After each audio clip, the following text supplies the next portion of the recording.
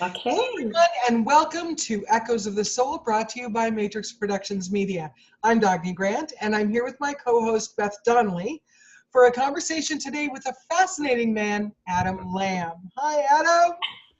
Hello, ladies. I'm in Southern California. Beth is tuning in today from the Portland, Oregon area. And Adam, where are you joining us from? I'm in Asheville, North Carolina, Western North Carolina. Asheville, North Carolina. Beautiful, very green, right? It's amazingly green. Well, it's been a very, very wet summer, so coming in and out of it, it looks, like a jungle in some places. Yeah. It's funny because I'm between the two of you living in very green places. I'm as deep a desert in Southern California as one can get. So yeah, I'm in brown world for sure. Yeah. What we're gonna have a conversation today. Adam is up to lots of different things, and so today we're gonna focus on talking about his latest book. But before we get into that, I want to just tell everybody a little bit about Adam. Adam Lamb was born in Medford, Massachusetts in the turbulent 1960s. His mother is a Cuban immigrant, and his father was a professor of modern languages at Purdue University. Adam has spent most of his life as a professional chef, writing nonfiction books in between cooking fish, which sounds like a great way to live, right? Yeah. He's been a storyteller since an early age, and Adam also sang in an all-original rock and roll band in the 90s, writing all the lyrics, arrangements, and recording 3 CDs with the South Florida band Blind Pilot. I was just telling Beth that you had posted a picture of that. Oh, cool. On social media, which is really, really a fun picture.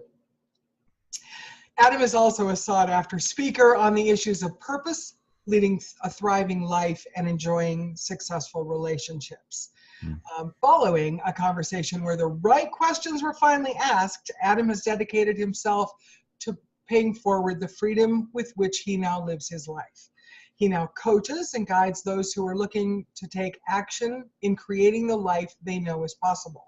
He is actually offering a free 30-minute discovery session to any of you in our audience who may resonate with that idea, and we'll be giving out the information about how to connect with Adam about that and much more a little later in the broadcast here. So Adam also hosts a weekly Facebook Live event called the Morning Manifesto and a monthly podcast, Manifesto Radio.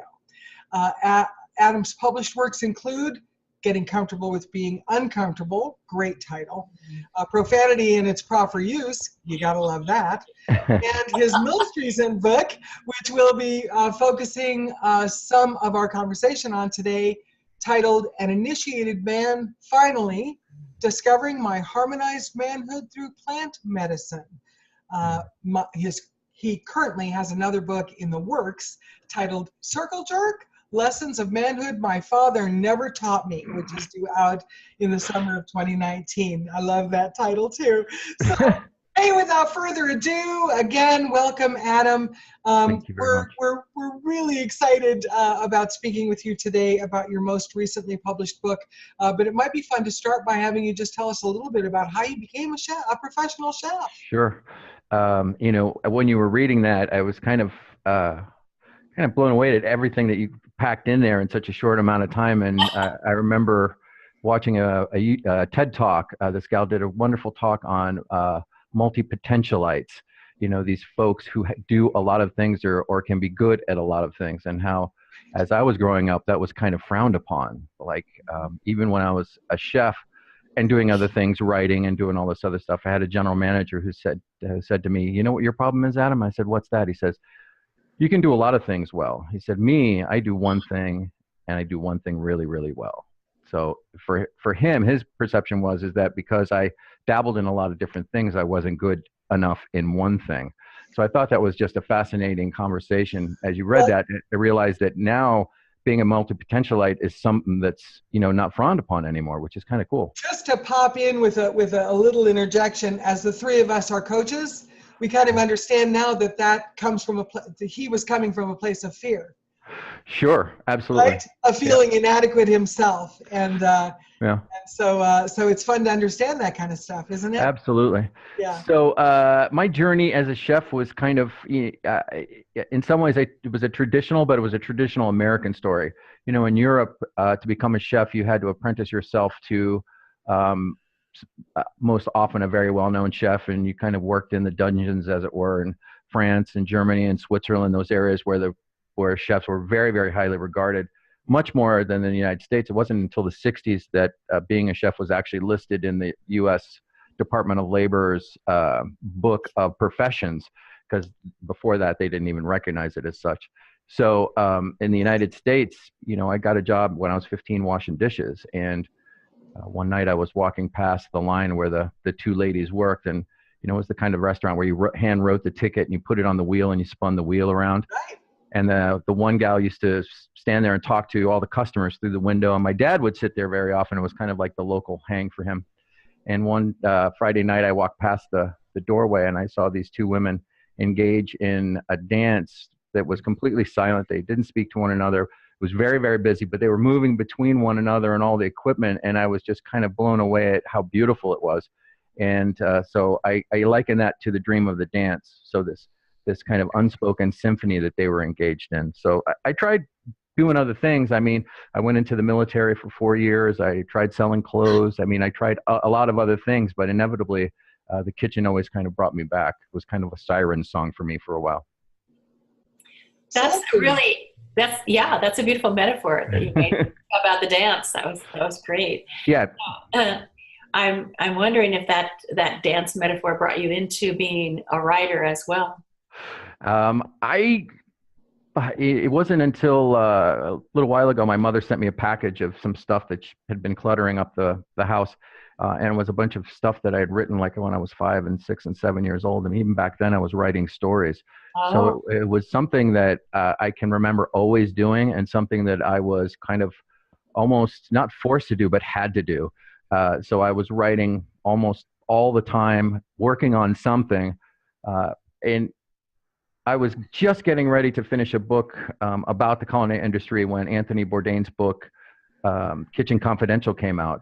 And I was started to read that, and I was so kind of like mortified at my effort that I decided, well, you know, there's no point in me doing anything. I'll just kind of like put that away. And it wasn't until later that I realized that that the reason that he was able to kind of pick that out of the ethers as well as I is because there was a conversation that was up to have, and it wasn't until later that I recognized that my voice was just as valid as his. Absolutely. So, yeah. Absolutely. But I had 6 or 7 books that were constantly in some form of write or rewrite, because I used to self-edit all the time. So I'd sit there and I'd work on a particular page or a paragraph and continue to go over it. And I think the freedom that I have now is that I'm just a writer. I don't edit. I don't do anything else, and I just write. So I just get to kind of pour it all out in the page and the dance with the muse and let someone else figure it out. Well, that's fabulous. You know, all of your book titles are so intriguing. I love them. Thanks. And we're going to talk about An Initiated Man. Mm-hmm. And I was wondering if you could tell us where the word initiated came from as part of your title. Certainly. As a chef, probably one of the most important motivating factors was I thought somewhere along the way I got the notion that I had to be an A-tier chef by the time I was 35. So I engaged in any behavior that would kind of get me there. And back then it was kind of a rock and roll lifestyle. It was kind of the beginning of when that kind of was coming out. Before, it was after culinary schools became a thing and before the Food Network. So most of my decisions were based upon how to get there. Consequently, you know, I had 2 failed marriages at that point. I had 3 young children. So they all paid the price for my, I want to say greed, but at that point in my youth, who the hell knew what I was thinking? So after I kind of, after I kind of sobered up and got a little wise to the game that's kind of put over on us as culinary professionals that we engage in willingly. See, the whole dynamic changed with the culinary school. So now you've had a whole sea of newly educated culinary individuals who are willing to work for $35,000 a year as long as they get the title chef, who for many of them were completely unprepared and sold a bill of goods that they would have the skills and the knowledge. So the ownership of restaurants and hotels started getting wise to that and said, well, why should we pay a culinary professional $75,000, $85,000 when in fact that's what kind of his experience was worth? When we can get somebody out of school for $35,000 to $50,000 and just let them burn down. So there was this idea that we became expendable commodities as chefs. And part of it is that we're to blame, and part of it is the industry is to blame. So because we went along with it, we accepted it. So, we get the lives that we settle for, much like the government that we settle for and all those other phrases. But so I started to see in the guys that I was managing the same type of uninitiated behavior that I had shown when I was coming up. And the reason I call it uninitiated behavior is I was up in Salt Spring Island in Canada, spending a weekend with my wife and some friends of hers. And the gal put on this CD of Martin Prechtel, where he talked about as his shamanic work, where the shamans are trained to take people in their grief and their sorrow down to the river and allow them to basically, in his words, was get drunk with sorrow. And the shamans held the space, and so that people in their grief could really go there, could really like let it all go, and have the knowledge that that the shamans weren't going to let them go, that they were going to hold them steady and not let them fall. And so to hear him talk about what initiated behavior and uninitiated behavior was really struck me very strongly, because at that time I was reading Robert Bly, and I was really starting to get in the nascent work of men's work, and realizing that there was no real formal rite of passage for men in this society, and hasn't been for probably over 200 years, certainly since the advent of the Industrial Revolution, when they aggregated the labor and took the men out of the households and the fields and put them in cities where the sons could no longer see where they were. And there was becoming this schism, this disconnection. So for thousands and thousands of years, there was this ritualized rite of passage, and the initiated elders took the boys from 12 to 14 away from their mothers primarily, but also their fathers, and then went through their process and then brought them back and reintegrated in society as quote unquote men. Now, 14, you're not a man, but at least you've gone through a clear separation between, or a clear delineation between, I was a child, now I'm a man, now I'm supposed to act like a man. Right. And even though I'd gone through the military and things of that sort, I realized that those were just faux initiations. They weren't a real initiation. So there was this idea of, in today's society, how do I, as a man, become initiated? Because I also wanted to hold that space for the guys who I was coaching and training in the culinary industry, and now further on with all men. But, so how can I be an initiated elder to them if I don't actually go through my own rite of passage as well? And so that was kind of the journey that started the question, and then later how I ended up in Costa Rica and finally writing the book. So it's a real personal story for you. Yeah, in more than one way for sure. Wonderful. It's interesting that you speak about the military not being the initiation to manhood. I think that's so fascinating. I hadn't actually thought about it that way before, because literally a well-rounded man is all of who he is. Correct. And embraces all of who he is. And the military, literally, I would assume, I haven't served in the military, and thank you, by the way. I assume that the military, in some aspects, literally takes part of that, your feelings and emotions, out of you, so that you can perform the duties that are required by that task. That's a great point that you bring up. I went into the United States Air Force, and I remember clearly that my training instructor said, listen, here in the Air Force, we don't take your minds away because we need you to think. But he was making the clear difference between them and the Army and the Marines. When you're in a platoon, you really have to be able to react to a command at a moment's instance, because you don't know what's happening in the height of battle. So to varying degrees, there's less thinking and more reaction. And sometimes, you know, it's been related that undergoing that type of basic training really kind of strips you of your identity so that you're more apt and more able to just react to someone in authority telling you what to do. Right, desensitized. Yeah, exactly. Yeah. And there are some guys out there who make the point, and it's an interesting one, that men together cannot be bonded unless they've undergone experiences in wartime. That it's only in that crucible of fire can men really open up their hearts to other men, in particular, to create this brotherhood where they would literally die for one another. That anything less is a kind of weak-kneed construct of that particular experience.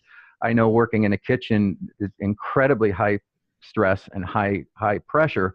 So it's very much like I explained it to Jennifer, who said, wow, it sounds like you guys go to war. And, you know, in the kitchen, there are a lot of war analogies. I mean, in the French set the terminology for brigades in kitchens, and you start using wartime, or, you know, very war type or army type specifications as how you build the team together.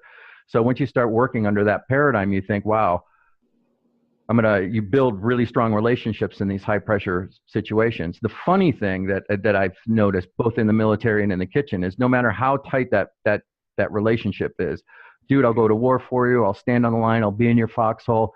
As soon as that person gets a job somewhere else or is rotated to somewhere else, you never hear from them ever again. Right.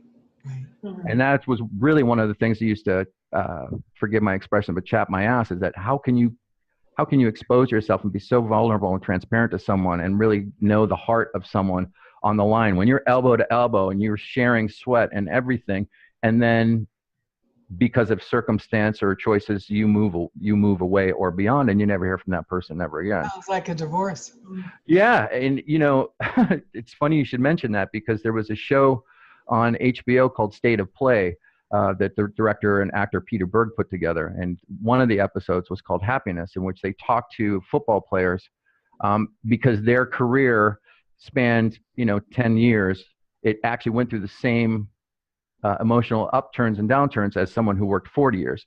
And so this idea that regardless of all the medals or all the money or all the screaming fans, the one thing that these professional football players missed more than anything else was their teammates.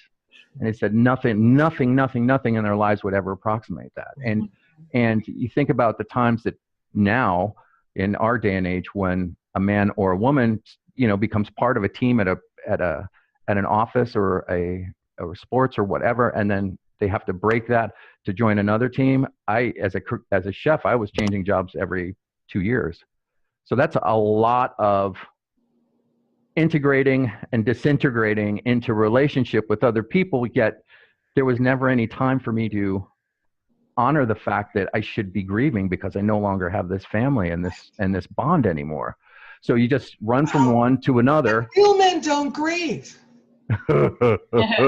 Right.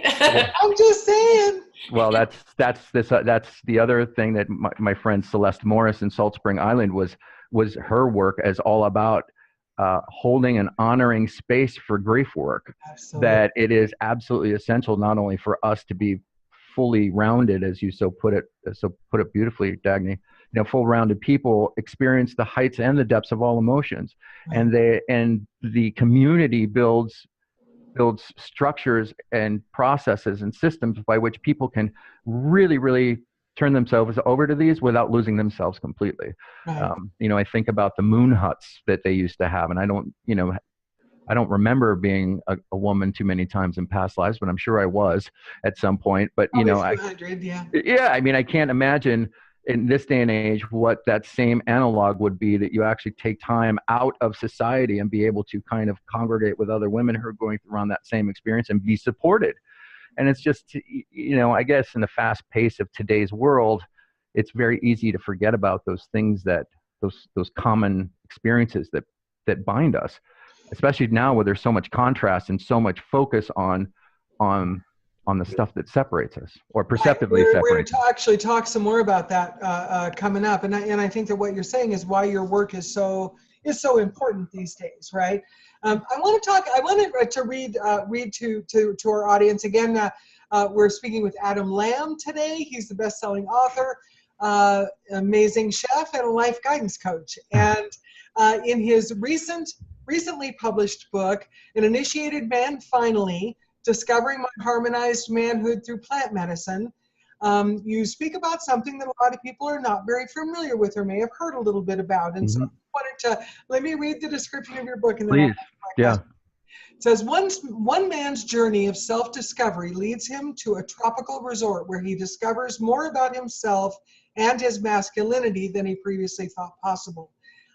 Quote, I'm understanding even more deeply now that it wasn't one choice but a series of decisions that led me here to Costa Rica, to this particular resort for a particular purpose. That purpose will be expressed shortly and offered to me via a shot glass of dark, musty liquid, lovingly distilled from both a vine and a tree, and blessed by a shaman named Brad. Now, it's funny because you were, when we first started talking about your book, I said, oh, are you familiar with Rhythmia? And you said, well, yeah, that's where I was. Yeah. That was just so, so fun. Tell us, are there some specific parts of your plant medicine journey that you'd like to share with the audience? I would. It struck me as kind of a funny line because, to say that your shaman's name is Brad kind of breaks up, people who are very reverent about the medicine as what's, those kind of in the know, with ayahuasca, they give their lives over in service to the medicine. So to be frivolous about it is kind of something that's frowned upon. But there's a mystique that also kind of keeps it shrouded in mystery, that makes it kind of removed from most people's experience, that I think I kind of wanted to break up a little bit. So the reason I took away from this experience a lot of things, but the one thing that I knew for sure was this particular resort was the right place for me to go because it had come up 3 times in my experience probably in about a month and a half. There were 3 things that popped up and the name kept popping up, and I said, okay, I'm going to at least call and check it out. The owner has put together an incredible experience in that some people now are actually doing ayahuasca in Thailand. And to me, that seems crazy because I don't know that there has been any historical representation of ayahuasca in Thai history. There may be, but it's the first I'm hearing about it. It was usually, as far as I know, caught to the Mesoamerican experience right at the base of the Amazon, the mouth of the Amazon River is where this comes from. And I've also heard lots of horror stories of people going down and doing ceremony in the middle of the jungle, and having no safe space. And other than the shaman. And to be frank, it doesn't happen very often, but there are unscrupulous people who will take advantage of people with money, and especially women who go down there looking for something and end up with something else. So it can be a highly traumatizing experience. And I know some folks who've done plant medicine and had significant damage done because they either it wasn't done with the right care, it wasn't the right medicine, it wasn't the right shaman, all these different things. And so the care and dedication to which they've put together this place in Costa Rica, and the resort's name is Rhythmia, is there's not only do you get great organic food 7 days a week, which is really important to your way the body handles it, but there's opportunities to de-stress. I love the steam room and the cold plunge pool and the massage and colonics. I mean, you get up and there's yoga class going on. In the evening, there's breathing classes going on. And during the daytime, you also have these complimentary workshops. And so one is conducted by a gal who is using Michael Beckwith's program from Agape, the answer is you. So she does that every day. And then there's also a series of workshops that are dedicated to explaining exactly how your journey is going to go and what to expect.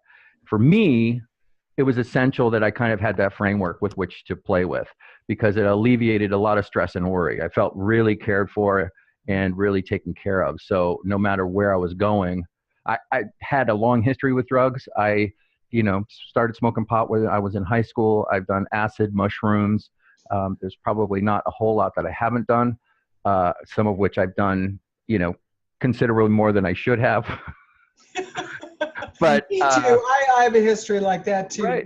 But for me, it has not. But yeah. Yeah. So for me, I always had my experience was always like taking a little bit, like dipping my foot in the water. Like if someone gave me a piece of 4-way, some blotter acid, I would always tear it in fours and just take like I just wanted to see. So to go all in with the plant medicine and to understand how the intention works and how the medicine works in your body and your biochemistry and your history was important for me to be able to let go. And so it was explained to me that by Jerry, the owner, that it really is only about one thing. It's about rejoining with your soul.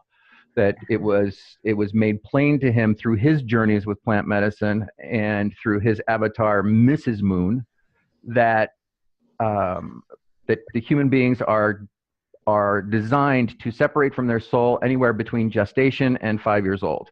That if there's some type of shock to their body and their soul kind of jumps out and stays a parallel path with them all the way through. Now, it's not to say that they're completely separated from their soul, because it's like two circles overlapping.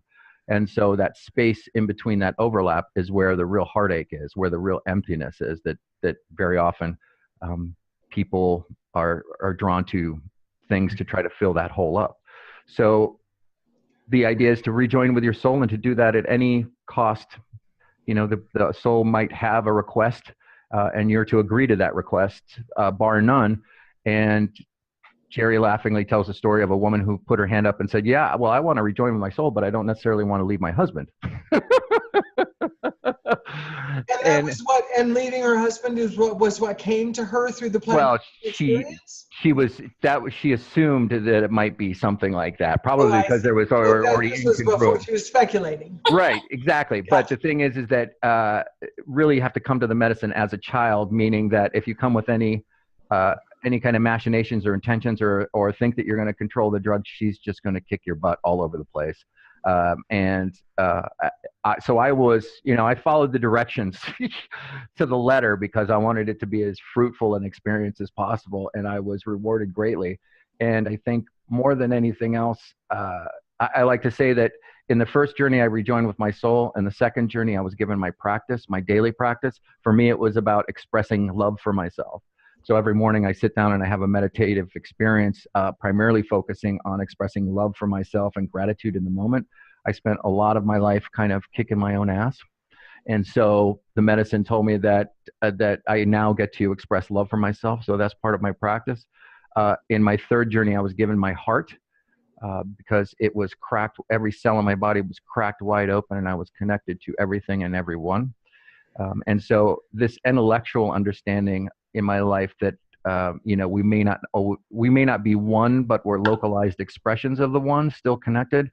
That went from an intellectual understanding to a cellular knowing. Like yes. It could never ever be taken away from me. My ego could never make it up that I made it up ever again. And then my fourth journey, I was given a sword whose name is peace, and the price of that gift was that I had to take that sword with me everywhere, meaning as a metaphor for my life, I need to bring peace wherever I go into every relationship. And so I ended up getting it tattooed on the inside of my forearm.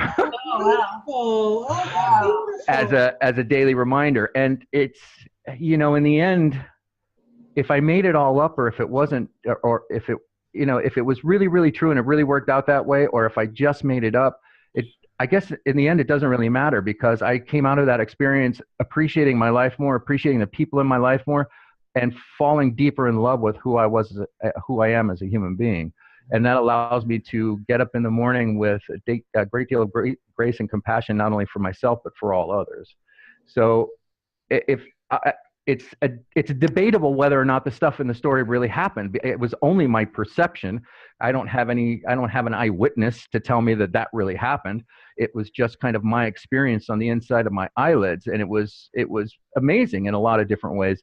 And in the end, it was just another way to get up the mountain. So there are many paths, and I'll never, ever go on any show and say that ayahuasca is the only way, because it's not. Of course. You can get the same experience through breath exercises, doing dragon breaths, yoga exercise, all kinds of ways to be able to change your energy so that you can connect to the quantum field. That's some the meditation, game. some prayer, some Yeah. I mean, I was just thinking of that too. I was going to just throw in the fact that could you not do that with Mushin meditation or something? Absolutely. It is only shifting your vibration enough to connect with the quantum field with no filters. It's that simple. Now, for me, someone could have told me that, and I would have went like, yeah, sure. Right, you would have intellectualized that. Your Right. journey includes having had this plant medicine experience. Right. It's, you know. Right. There are many paths. There are many paths up the mountain. What I found fascinating was, there was the arrhythmia is really hitting its stride now, and there's usually anywhere between 30 and 50 people there for a week stay. But when I was there were 18 people, and 10 of those were men. So more than half of the participants were men, which I thought was really, really fascinating. And some were as old as 72. I mean, it was like, okay, so if the 72-year-old guy can end up here, and because he's looking for the next adventure of his life, I mean, I don't have to tell you that I was, pretty arrogant in my youth and thought, boy, after 50, it's all pretty much downhill from there. And now I'm like, oh, no, it's not. No, it is not. There is so much more to do. And I feel now my experience of myself is like consuming information at incredible rates. Like I'm reading, writing, I'm doing so much. I don't know if it's more, but it's certainly not coming from any attitude of wanting to get somewhere or to prove myself, which previously it had all been about. Because if I can prove my value to somebody, then I must be doing something wrong. Yeah. So Adam, this whole adventuresome experience sounds like a big adventure, really. And I got from what you said that you had this 4 experiences: the rejoining of your soul, the love, the peace, and the knowing. So within this experience in your travels, did you define yourself in a different way then? Can you give me like an expression of how you see yourself now in respect to how you did when you were a chef, for instance? Yeah, it's somewhere in my chef career, I started to pivot that instead of a me, it started to become a we. And I could do that. I could do that professionally very easily because there is a defined mission. When it came to my personal life, I found it a little bit difficult. And the universe brought the perfect woman to me. I mean, Jennifer and I are an amazing couple together, and we can laugh and be goofy all day long. But there is this tension around a certain magnetics that is set up between, the fear in her and the fear in me, because it can't exist anywhere else. Because if there wasn't a magnetic resonance to hold it in place in the relationship, it would just come up to go, right? But there was this thing where I was holding her in judgment, like as if I was mad at the universe for having a beautiful wife and this beautiful home, but because I couldn't do it myself, I didn't do it myself. I hooked up with an amazing woman who happened to have a practice of over 20 years, and I am of masculinity. Yeah. Right, exactly. And and that's really the pivot that took me to Rhythmia, because I'm like, I'm going to lose my relationship if I don't smarten up and get some Jesus into me, to paraphrase it.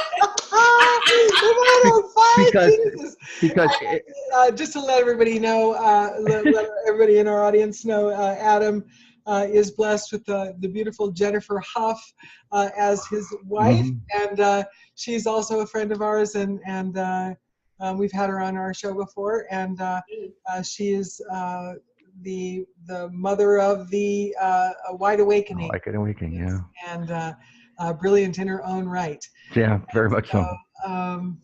Yeah, well, that's talking about the I ams of masculinity. It seems to me that there are some I ams of masculinity that are like the modern paradigm of masculinity might have a man say, for example, I am strong, I am a provider, I am alpha, I am brave, stuff like that, right? Yep. And that's part of your work with men, is to discuss that kind of.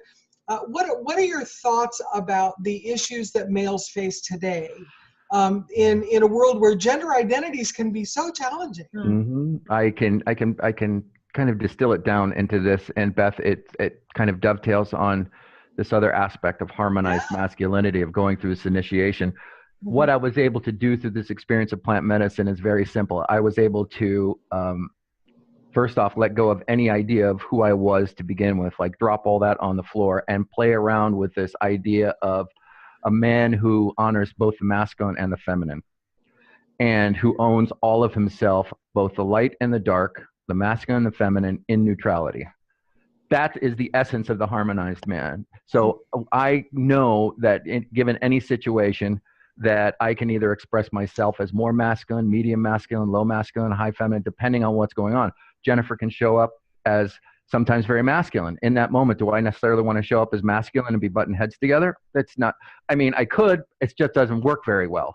You know, it doesn't advance the relationship. Not to say that I willingly become subservient to her. It's just, you know, we've long ago in our relationship kind of threw away these ideas of good and bad. It either works or it doesn't work. Yin and yang can be a dance. Yeah, it is a dance. Right? It can be a swirling, beautiful ball of energy that we don't have to be forced into these roles, right? Right.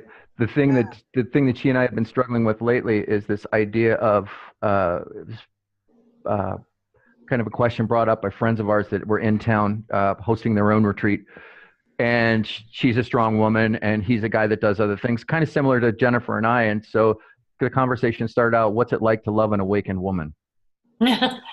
So there was this idea of a man wanting to be in contribution to a woman, and there not being any space, because an awakened woman is usually comes up as very powerful and capable and can do everything for herself, that there is very little room left for a man to be in contribution to her.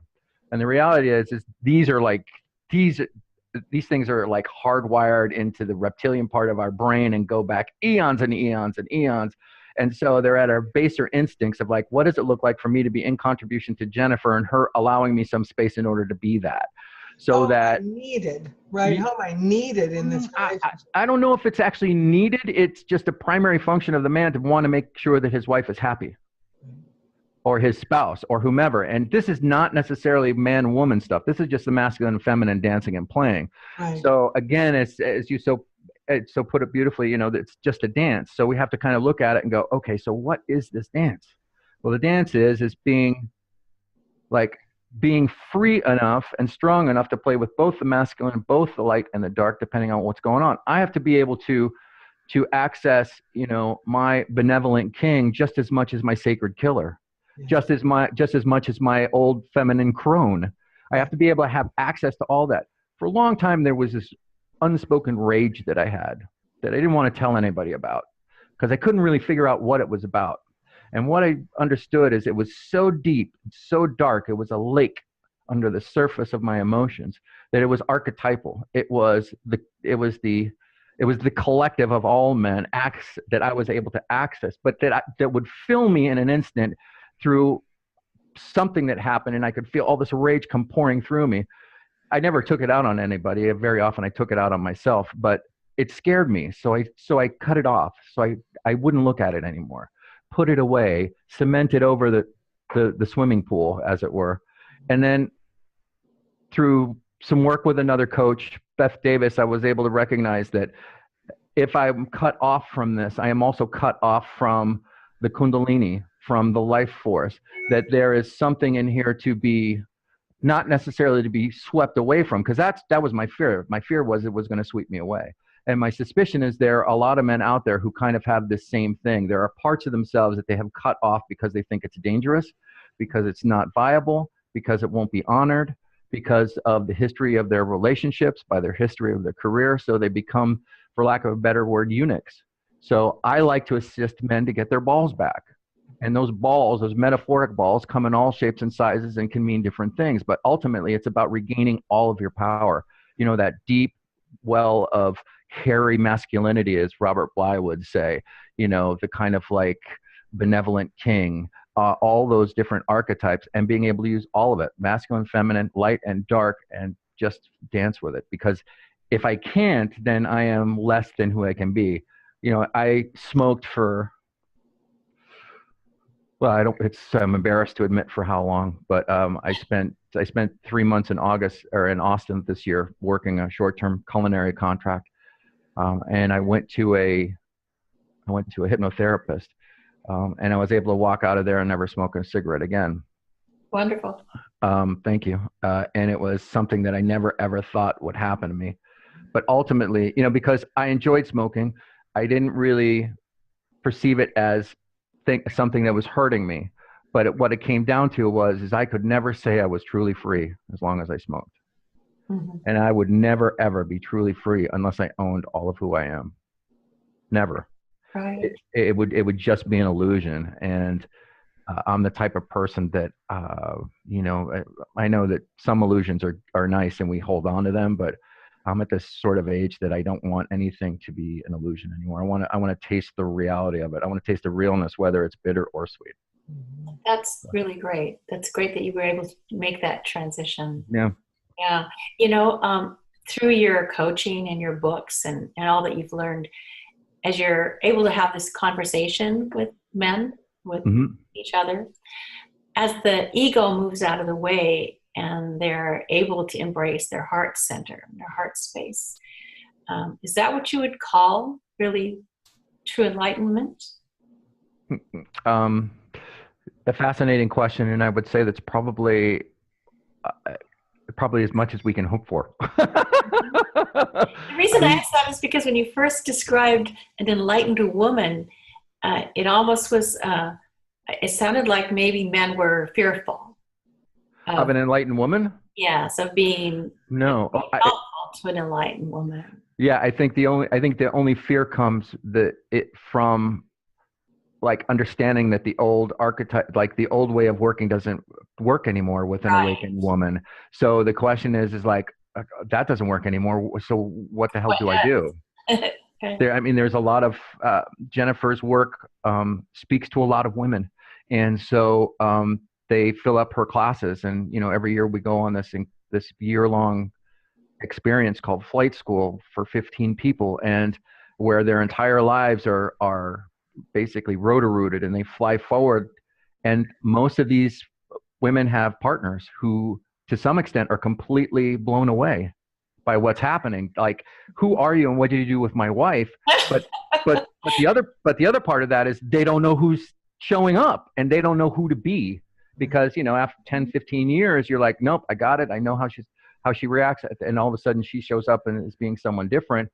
Now, very often Jennifer and I do wide awakening or a love awakening workshops, and women come by themselves and they say, well, how do I get my man to listen to this? And the reality is that the answer is always the same, is that you don't have to, because as you shift your energy, everyone else shifts around you, and they come back and like, oh my God, my husband did this and I don't know why. And sometimes we're out on retreat, in the middle of the retreat, they'll get a message from their husband and all of a sudden they're doing this or doing something completely out of character. And she's like, well, what the hell is this? I'm like, well, this is what happens. But so you each become part of the same heart space. Oh yeah. So next year, what we decided is we're actually going to have two webinars for the partners of the people in Flight School. Nice. So I'll not only do I help I cook on all the retreats, but I also help facilitate. Oh, you do? Wow. Yeah, I do, and I help facilitate the Flight School along with Jennifer and Jeannie. But so I'll be able to lead these two other webinars for the partners of the people going through it, because I feel a little bit closer to that experience of like, what do I do if you become so awakened that you don't want me anymore? Right.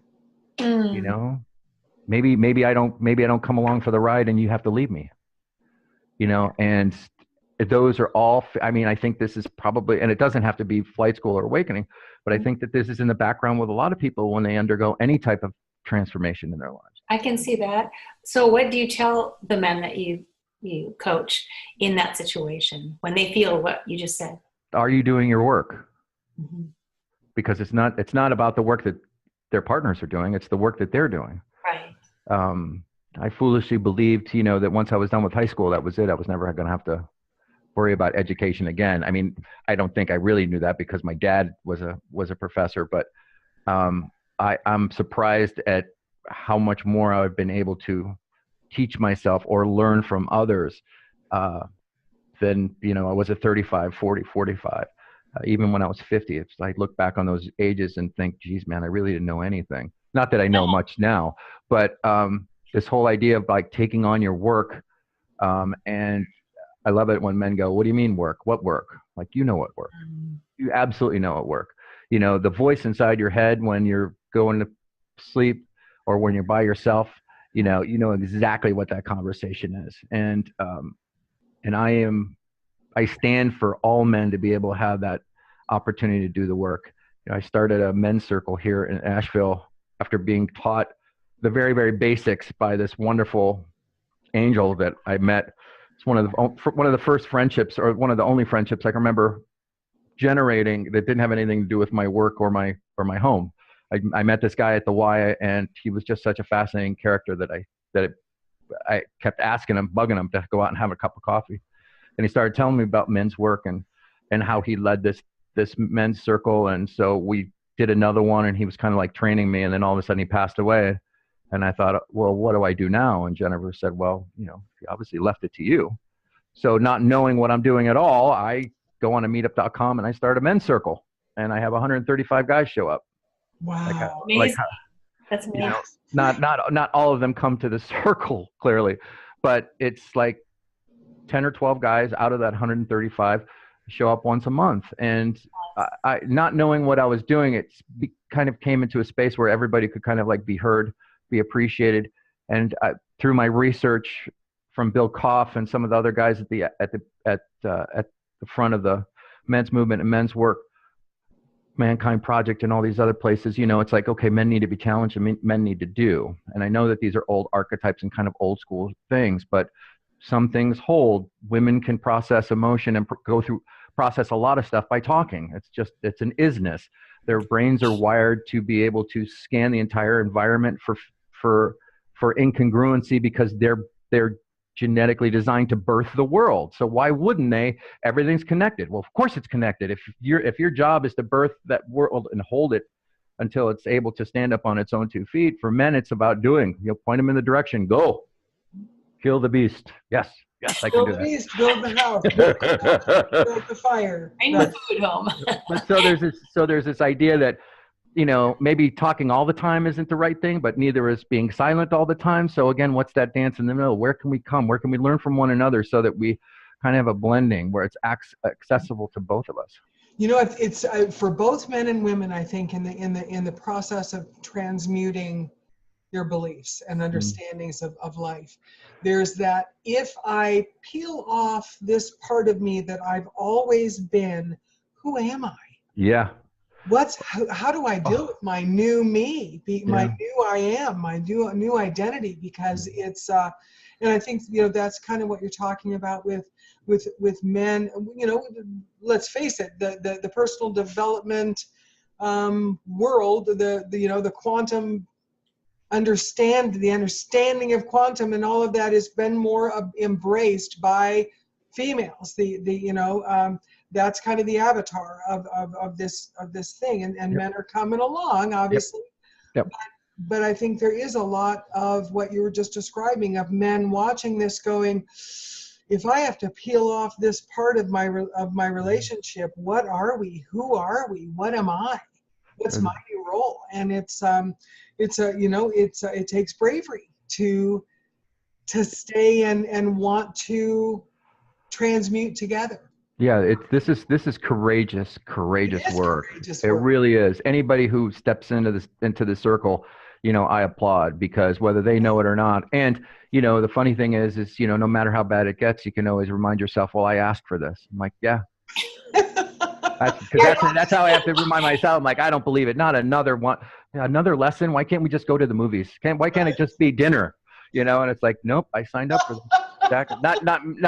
Not with Jennifer, but there's this wonderful exercise that Jennifer does in Get Out of Your Own Way, which is kind of her signature thing. So everybody gets a piece of paper and they write down the identities that they think that they have. And so there's this exploration about, did you pick this identity? Pick out the ones that you like.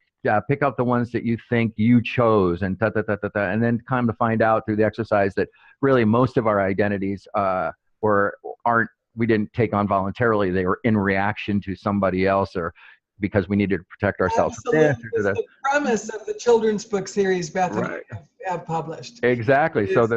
Are your I ams your own? Right, exactly. And the funny part is that she says, okay, everybody stand up with their little booklets and throw them into the circle. And so everybody throws them in the circle. And the first time I did it, I went like, and she's like, okay, so who are you now? And I'm like, what? What do you mean, who am I? Like, if I'm not a chef, if I'm not a father, if I'm not a brother, if I'm not a lover, like, what do you mean who I am?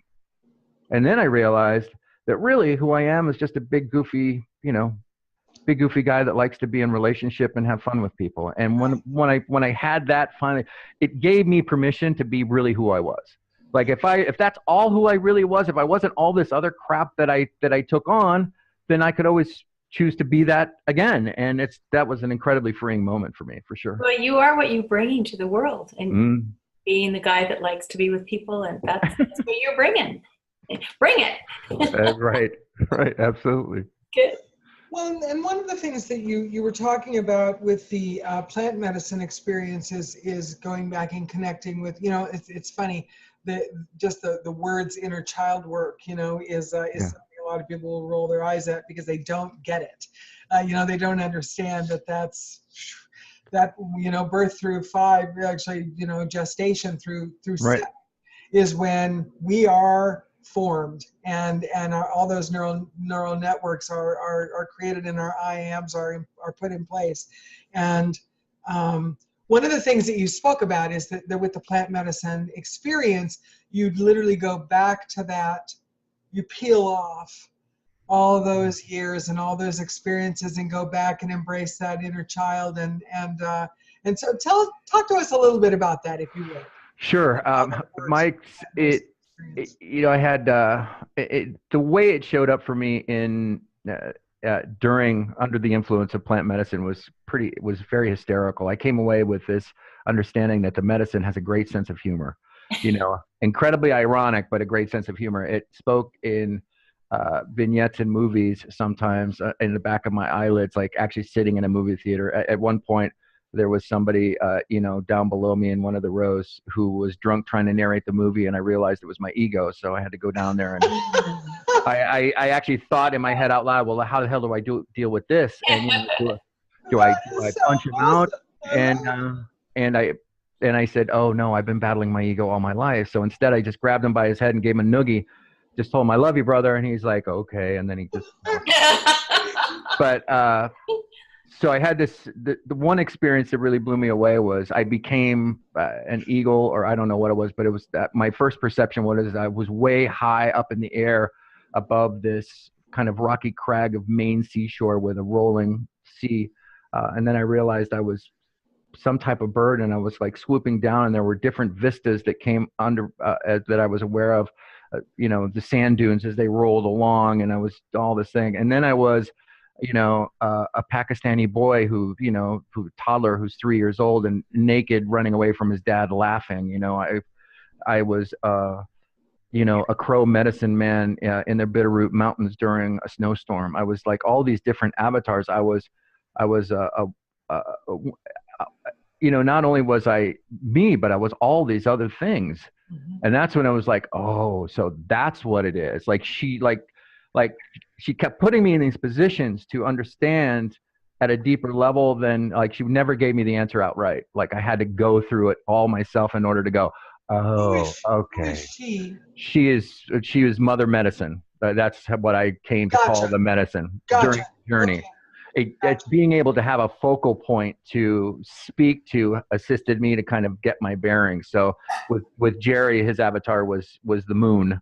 Mrs. Moon. For me, I just called her Mother Medicine, which I've heard other people say as well. Uh-huh. But, it could have been anything, but to be able to kind of focus that. And the thing that kind of made me laugh is that on the several nights she spoke in different accents. Like, one night she sounded like Kate Beckinsale and Annie Lennox put together, this real sultry English voice, again, only dredged up from my mind. I mean, it wasn't, I wasn't typing into something archetypal that was projected onto me. It was like totally cooked up out of my own brain, but it was, I was able to laugh a lot at everything, which again kind of helped the medicine go down a little bit. So to understand that I was, again, not one with everything, but a localized representation of one, but regardless connected not only to all the human beings, but all to the plants and the planet. And in that way, I understood, much like a young boy does when he puts away those childish toys, that there's a bigger purpose, that there's a bigger reason to be.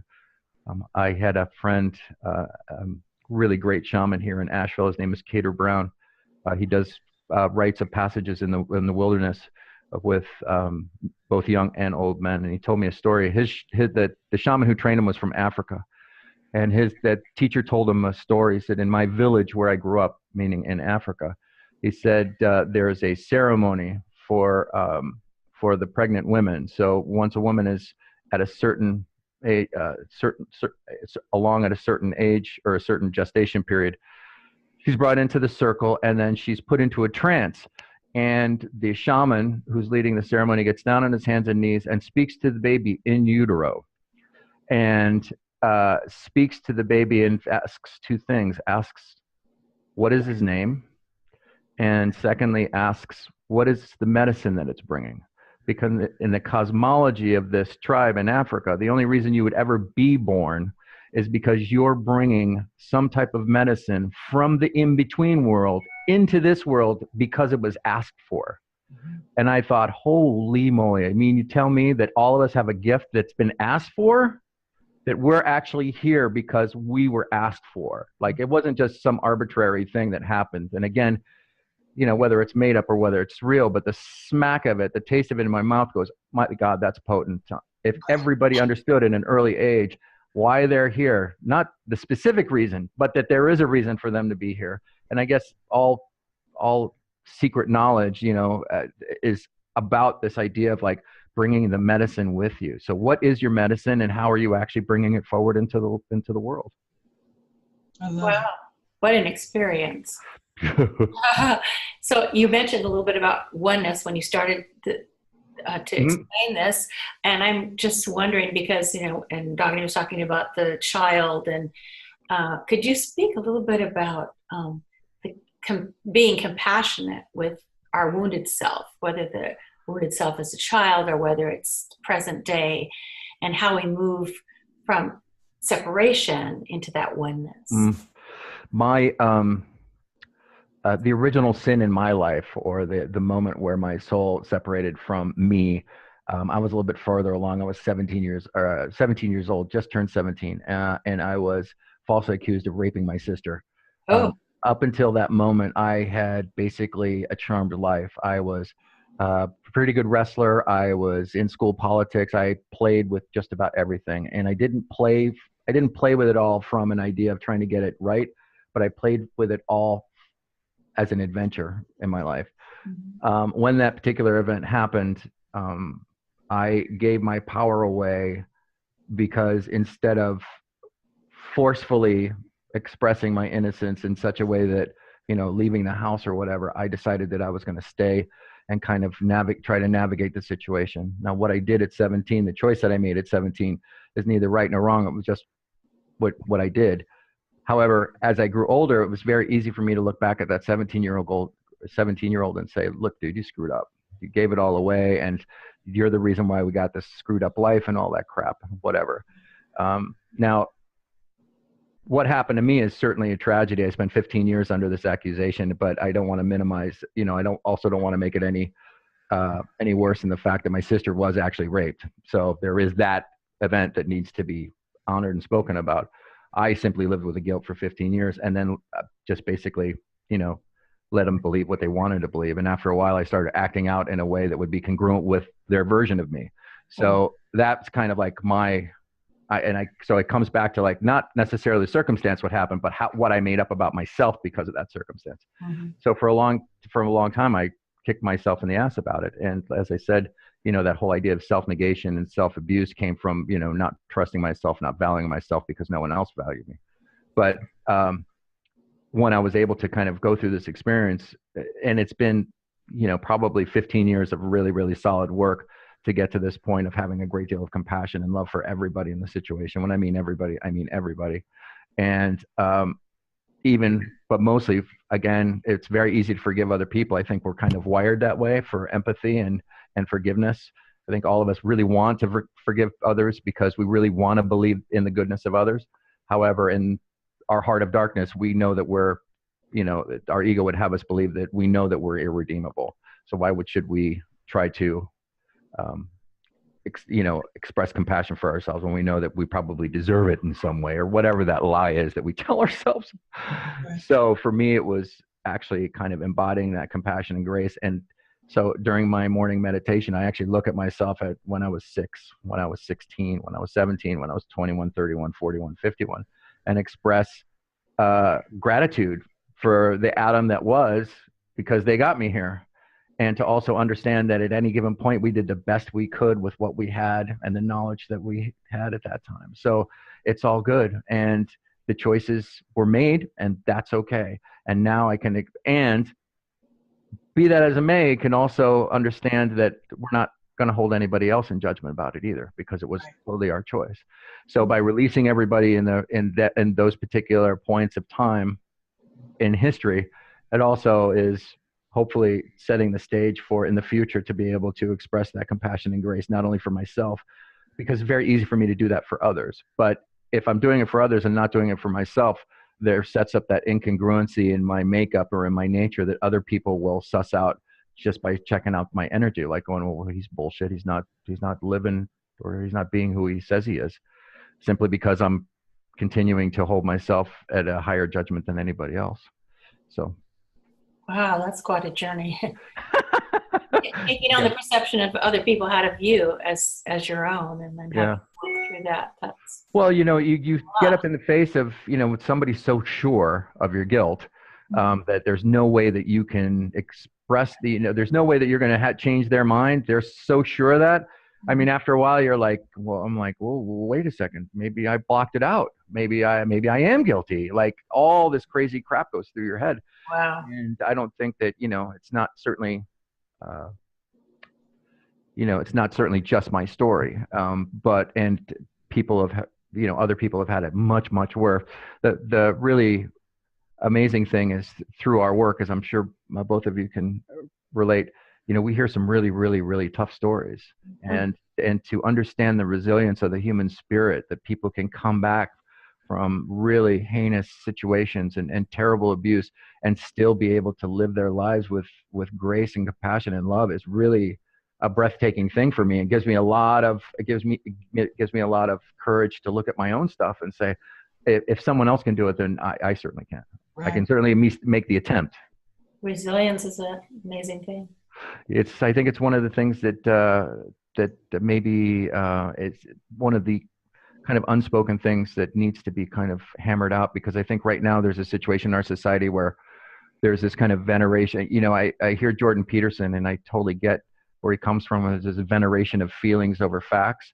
And the one thing that nobody's being taught is resilience, about how, because everybody's so worried about, having their power taken away, or you're being abusive to me, or, that language can actually, like, I know for a fact that nobody takes away my power without me acquiescing to it. Right. But to some of the young people out there, they think that that's just the way it is, and it's not. So this idea of resilience is something that I think can be spoken about much more, because without it, my 2 daughters, I've taught them very early how to change a tire and how to change their oil. And I know that sounds stupid, but I really wanted them to, I wanted them to know that they could walk away at any situation. Like, just because they came with a guy to a party doesn't mean they have to leave with him. They can always pick up the phone and find a way home, because I didn't want them to be at the mercy of anybody else, that they would figure a way out. And I know for a fact that both of them came with everything that they needed, and that they have the ability to figure out creative solutions to their own problems. Perfect. Yeah. I mean, that comes from them. It doesn't come from me, but at least I honor that and continue to hone it. Well, I think sometimes it does come from us, though. I mean, I think that's one of the things that is interesting that we experience as a coach, is that we help people view things differently, right? We don't heal anyone, we don't fix anyone's lives, but we can share different ways of considering things and perceiving things that may actually change everything for them. Because sometimes, you know, it's one of the things that our friend oh my God, Smith. Robert. Thank you. Robert Smith, the founder of Faster EFT, talks about is that all of our memories are just stories anyway. Right. That we create these layers of, it was just how we perceived it, and if 10 people saw the same thing, they'd have 10 different memories of what happened, and then every time you think about it over your entire lifetime, you morph it and shift it to kind of fit your narrative, and then it's all just crap. And so it's one of the things that is it's so fun, I think, about being a coach and about talking about what you were just talking about, teaching your kids, right? Is that and why we wrote our children's books is we do have a series of teachers throughout our lives that help us come to the understandings that we have. And that's one of the things I think is really fun about the book that you're writing now, the book titled Circle Jerk Lessons of Manhood My Father Never Taught Me. Sometimes our teachers don't know the answers to those things. I know. Our parents are just our parents, right? Our parents aren't teachers of life philosophy, or they're just, they didn't get the manual before we came. Dial 7 a Walmart trying to find their way the best they can, like everybody else, right? And so, talk to us a little bit about this book, because I think I'm enamored. Circle Jerk. Well, it's kind of like the grand opus, right? It encompasses everything. But so my mother is Cuban, so she was a recent immigrant to the United States. She's still with us and quite an amazing person. She sucks up all the oxygen in the room when she walks in. And I spent most of my life being referred to as Isabel's son, which I can certainly relate how my brother must have felt when throughout high school, he's 10 months younger than I am. When every time when he walked through the hall, it's like, oh, you're Adam's brother. Like, right. I was totally get how he feels. I had 3 older brothers, and I had the same experience. I was their sister. Yeah. Yep. So I was kind of fascinated about this idea of like where my thought, like where did my operating system come from? Like, where were the things that were like, was it nurture or was it nature? Like, what was it about my experience growing up that kind of made me the man that I was? Then I realized that, throughout the last 20 years, I've been realizing that a lot of the things that I come to believe is true were complete bullshit. And especially my ways about being as a man, I was always sensitive. And my work with men has led me to the assertion that all men are, I shouldn't say all men, but most men are as sensitive as any woman is. It's just it hasn't been safe for them to be so. So there has been no outlet for them to be able to safely be transparent and vulnerable, and in especially with other men, because other men are a threat. That's why a lot of men's work has to have women in it, because women provide them a soft place to land.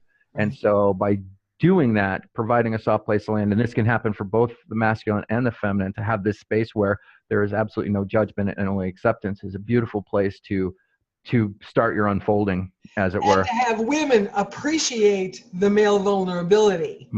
Absolutely. Is kind of feeds the willingness to continue. Absolutely, without a doubt. And this was Jennifer's the first relationship I ever had that there was something that came up, and we just got in a house in Bradenton, Florida, and I thought I was out of the hospitality industry, and I got a phone call, and all of a sudden I was back at a resort again. And the only thing I understood at that point was, how am I going to make this work? And Jennifer was like, I honor your journey.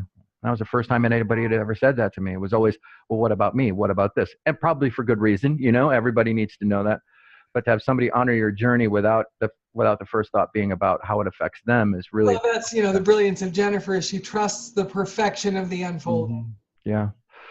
So this idea about what kind of a man am I, where did those ideas come from? And so it kind of led me, I've been writing in one form or another the history of my family for a long time. And when I decided to just make it a very personal journey, it kind of stripped it all out. And it's the scene that runs through it all is a weekend on the island of Tortola, British Virgin Islands, several years ago, where I landed after being fired from the best job I ever had in the United States. At my perception that it was the best job. At that time, I had an opioid addiction after doctor prescribed opioids for 5 years after a second back surgery, pretty significant back surgery. So I was on the island of Tortola, British Virgin Islands. I couldn't get my script refilled, and that was the first time in a long time that I had to look at myself in the mirror and consider what kind of life I wanted to lead. And I decided that I was going to live. And so I just kind of worked the pills down and wrapped myself up in a blanket, and then, you know, put on my running shoes, and at 290 pounds, broken and sweaty and sick, I started running on the streets. But that's kind of the first time that I actually chose not only to be here in a body on a planet, but also chose to thrive and not just survive. So that week of that experience is the thread that runs through it. So there's these vignettes of where I am facing that demon, and then I'm going through the recovery, and then my life unfolding after that. And then there's flashbacks to growing up with my family. It's a great family. There's some really crazy characters in it. It's, you know, my mother was the youngest of 7 sisters and 2 brothers, all Cuban, who came to the United States. So every year we had this 4th of July party at my uncle's house in Bedford, Massachusetts, and it was a riot. A riot. A riot.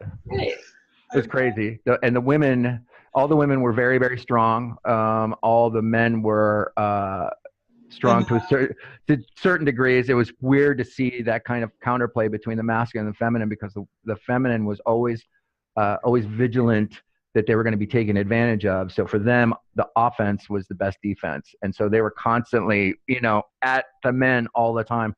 And the men would, every year they would get together, and after the very first night of the party and the dancing and everything, the very next morning, the men would get up hungover and would get and pile into the station wagon and go to the farm to pick out the pig. And so it was a rite of passage for them to go, okay, Adam, you're old enough, you get to come with us. And so there's this scene unfolding of how we actually go down to the pig for the pig roast, the pig farm, and the whole thing. And it was kind of a big thing as you're growing up. But so there were all these images that were kind of dumped into me, as well as kind of growing up, not in the golden age of TV, but certainly right thereafter in the 60s, where TV was still something that was honorable, and there were only 3 channels, and you actually believed the newsmen and things of that sort. So it was kind of I want to say, innocent time before, you know, the entire culture in the United States started fracturing, what with, you know, the anti-war protesters and women's liberation. And my experience of my mother was that she was always kind of running to catch up.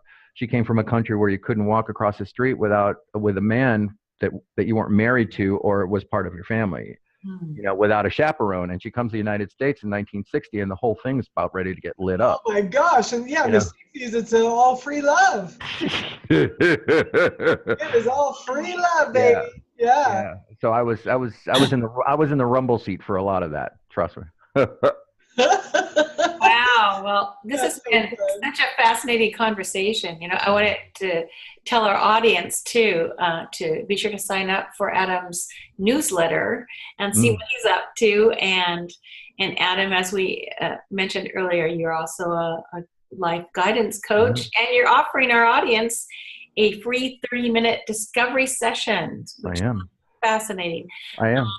Can you tell us a little bit about that so that our audience knows what to expect? Absolutely. And as a matter of fact, I want to sweeten the pot, if that's okay with you. I have 3 audio meditations that I've recorded. And it's the same meditations that I use every day. So as I was writing An Initiated Man, I thought, well, why don't I actually kind of put down what I actually use in practice? So I use it I recorded the meditations in first person, so that someone can actually kind of own it as they're going through it. So there's one for the morning, there's a midday reset, and there's one in the evening, an evening appreciation. So you get all 3 of those for instant download, and you can get that at adammlamb.com/flow, FLOW. Oh, that sounds wonderful. Yeah. Right. So, So when they do that, they sorry, Beth, when they go to adamlamb.com, and that's by the way, everybody, ADAMM Right. LAMB.com / Flow. FLOW. That's correct. And when they do that, they're going to get the meditations, but that does not take them to the link for the 30-minute. It does not. It's so yeah. we actually created a short link for your 30-minute discovery. Perfect. we did tiny.cc/discovery with Adam. Fantastic. And that'll be under the video. Fantastic. And so it'll so take we'll have links to all these things, everybody, at the right in the show notes. So for the 30-minute discovery call, it's really just kind of a quick, no pressure. I'm not looking to sell anything. I'm more concerned about just having an honest conversation about where someone might find themselves in their life, what challenges they're looking at, and then they get to make a decision whether or not they would like to work with me. I mean, very often it's a sense of someone's style. It's a sense of a connection between people. We all have different voices and different styles, and I think that's one of the most unique and celebrated things, that you can find somebody to work with if you're really ready to get on with your work. Yeah, so true. Yeah. Good opportunity. So beware of that. Yeah, thanks for those those. My pleasure. People can connect, and again, everybody, it'll be the links to those things will be at the bottom of in the description underneath this video. Fantastic. Do you have any final thoughts you want to? This time has gone so fast. It's just wild. This has been really fun to talk with you about what you're up to. Do you have any final thoughts you'd like to share with our listeners before we wrap up? So this week has been a really great example for me. There's been a little bit of up and down, and Jennifer and I have been in some conversation about our relationship, and there's been this idea about the magnetics and kind of feeling a little bit less than and whatever. And the first question I get asked by Jennifer is, are you doing your morning practice? And I say, nope. and so if I am off, all I need to do is look as far as that morning to see if I sat down and did my meditation. And it doesn't have to be the entire thing. It can be a portion thereof. But really, my success after my experience in Costa Rica has all come down to not only what I did there, but integrating it into my daily as a way of kind of reinvigorating myself around that. And the other thing is asking myself, what do I stand for? Right before I go out the door, or right before I write my first email or pick up the phone. I really want to reconnect with why I'm here, not like as a have to do, but just as a get to. So if you have a morning practice, I celebrate you. If you don't have a morning practice, have some fun and figure it out, what it looks like for you. You and everyone around you will thank you for it. Trust me. Good advice. Morning practice. Great advice. Great advice. Well, gosh, Adam, thank you again so much for joining us. Everybody, again, is Adam Lamb. He is a best-selling author, amazing chef, and a life guidance coach. And it's been really fun to chat with you. Thank you very much. As usual, to our folks who are listening in, watching this video, we are always grateful for you, and hope you tune in next time. And until then, thank you, ladies. Peace, everybody. Thank you. Bye. Take care.